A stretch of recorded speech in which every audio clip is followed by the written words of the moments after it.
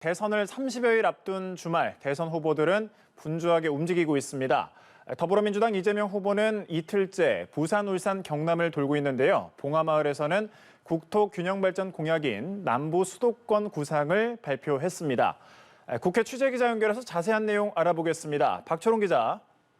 네, 이재명 후보는 봉하마을에서 남부 수도권 구상을 발표했습니다. 수도권과 충청, 강원을 묶는 중부권, 그리고 영호남과 제주를 묶는 남부권을 두 개의 초광역 단일 경제권으로 만든다는 구상인데요. 노 전 대통령의 국토균형발전 의지를 이어받는다는 뜻에서 봉하마을을 공약 발표 장소로 잡았습니다. 이 후보는 남부 수도권을 싱가포르와 홍콩을 능가하는 기업 친화도시로 만들겠다면서 남부 수도권 투자 입주 기업에 대한 법인세 감면과 규제 자유특구 전면 확대, 그리고 벤처 투자 혜택을 약속했습니다. 대통령께서 꿈꾸셨던 분권의 나라, 균형 발전하는 나라 아직도 미완입니다. 이제 4기 민주정부, 이재명 정부에서 우리 노무현 대통령께서 꿈꾸셨던 반칙과 특권 없는 사람 사는 세상. 네, 이 후보는 노무현 전 대통령 묘역을 참배하면서 눈물을 보이기도 했는데요. 고인이 잠든 너럭바위에 무릎을 꿇고 흐느꼈고 이후 즉석연설에선 이곳을 보면 언제나 참혹했던 순간을 잊어버리기 어렵다고 했습니다. 앞서 이 후보는 부산에선 가덕도 신공항을 2029년까지 개항하고 2030년 세계박람회의 부산 유치를 적극적으로 뒷받침하겠다는 공약을 발표했습니다.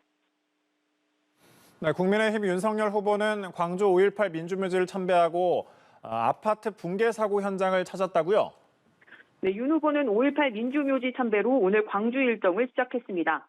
전두환 옹호 발언 논란 이후인 지난해 11월 5.18 묘지를 찾았을 땐 항의하는 시민들의 가로막혀 추모탑까지 가지 못했습니다.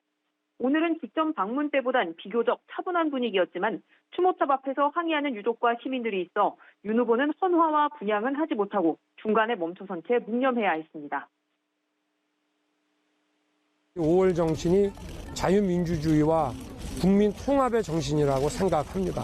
그래서 광주를 공식적으로 제가 방문할 때는 꼭 민주모역을 찾아서 네, 오후엔 아파트 신축공사 붕괴 사고 현장을 찾아 유족과 실종자 가족들을 위로하고 광주 지역 공약을 발표했습니다.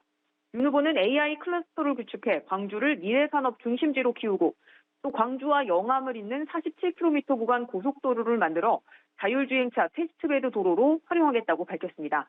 광주 선대위 결의대회에선 광주는 마음의 고향 같은 곳이다. 또 믿음직하고 후덕한 무등산을 닮은 정치를 하겠다며 광주 표심에 호소했습니다. 네, 그리고 국민의당 안철수, 정의당 심상정 후보의 행보도 전해주시죠. 네, 안철수 후보는 한국외식업중앙회를 찾아 코로나 피해 자영업 총연대와 만났습니다. 이 자리에서 정부의 방역을 정치 방역이라고 비판하면서 밀집, 밀접, 그리고 밀폐에 대한 규정을 준수하는 업체라면 영업시간 제한을 없애야 한다고 강조했습니다.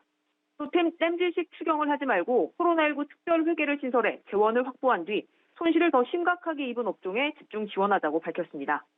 정의당 심상정 후보는 국회에서 2030 여성이 중심이 된 후원회를 발족했습니다. 이번 대선은 여성과 약자들에 대한 차별과 혐오를 자신의 정치적 동력으로 삼는 섬뜩한 선동 정치가 등장을 하고 있습니다. 사과하게 만들겠습니다. 심 후보는 또 IT업계 여성 근로자들을 만나 성평등 임금 공시제 시행과 노사 간 단체 교섭 때 성평등 교섭 의제 의무화 등을 약속했습니다. 지금까지 국회에서 전해드렸습니다.